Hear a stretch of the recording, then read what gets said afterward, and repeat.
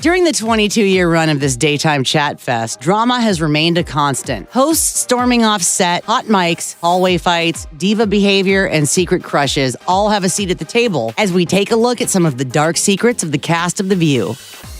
Fox News host Jeanine Pirro brought her unwavering brand of Trump support to The View in 2018 to promote her book, Liars, Leakers, and Liberals, The Case Against the Anti-Trump Conspiracy. Not surprisingly, she and left-leaning co-host Whoopi Goldberg got into a heated argument in which Pirro accused Goldberg of having Trump derangement syndrome.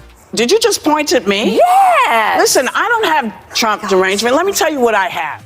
Pirro wasn't about to back down, snapping back with her feelings on illegal immigrants taking the lives of American children. And that's where Goldberg ended the segment. You know what's horrible? What's horrible when the president is of the United States sanctuary whips up cities. people to beat the hell out of people. No. Say goodbye. The argument continued after the cameras stopped rolling, and depending on who you ask, what happened is up for debate. During an appearance on Fox and Friends, Pirro claimed Goldberg confronted her in the hallway and cursed her out. And then she said, get the F out of this building, get the F out of this building. So I'm there and I'm like, okay. However, addressing the confrontation the next day on air, Goldberg denied throwing her out of the building and said it was Pirro who became combative. She could have just passed me. She didn't need to stop, but she stopped and put her finger in my face and yelled, I've done more for victims than you ever will. Goldberg claimed that Pirro stormed out, cursing the people who booked the show, and Goldberg returned to the stage for the next segment. Elizabeth Hasselbeck ended her decade-long run on The View in 2013, but it almost ended in 2006 when she nearly quit after a heated on-air argument with Barbara Walters that bled into the hallway following a commercial break, according to Variety. During a Hot Topics debate about the FDA's proposal to allow over-the-counter purchases of the morning after pill, Hasselbeck, a staunch conservative, claimed the emergency contraception was, quote, the same thing as birthing a baby and leaving it out in the street. But Walters put a stop to that. Elizabeth, calm down, dear. I can't. This makes me so upset, Barbara. I know, but everybody has strong opinions. The show then cut to commercial, but not before Hasselbeck tore up her note cards, and well, that's when the real show started, at least for the control room. An audio recording was later released of her meltdown. Co-host Joy Behar asked Hasselbeck to come into her office to talk it out, but Hasselbeck kept raging. She just reprimanded me and she knew exactly what she was doing. I know. Goodbye. I'm off. Write about that in the New York Post. A producer eventually coaxed her back onto the stage, where she and Walters ended up hugging it out.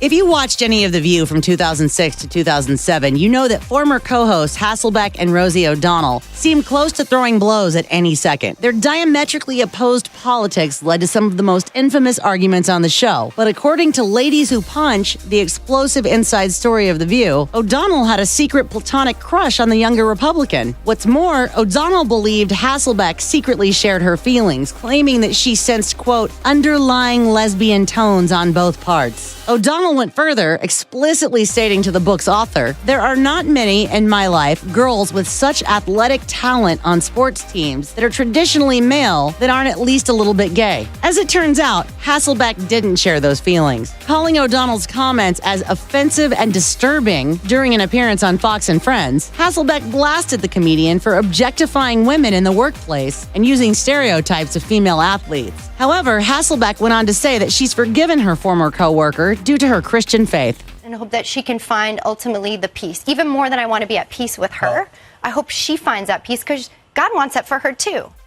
Jenny McCarthy told the author of Ladies Who Punch, you know the movie Mommy Dearest? I've never seen a woman yell like that before until I worked with Barbara Walters. The incident McCarthy refers to happened in 2007 when she appeared as a guest on The View to discuss her controversial anti-vaccination book, Louder Than Words, A Mother's Journey in Healing Autism. Discussing a conversation in Walters' dressing room, McCarthy claimed, she was screaming, how dare you say this, that autism can be cured. My knees were shaking. I remember my whole body was shaking. McCarthy said this continued for 7 minutes until someone pulled her out. She added, I went back to my dressing room not knowing what the to do. One of my heroes just chewed me a new and I'm going on live TV. I'm freaking the out. 6 years later, McCarthy accepted a co-hosting gig on the show, and her time on the show was no picnic either. In Ladies Who Punch, McCarthy said, every day I went home and I was miserable. It really was the most miserable I've been on a job in my 25 years of show business.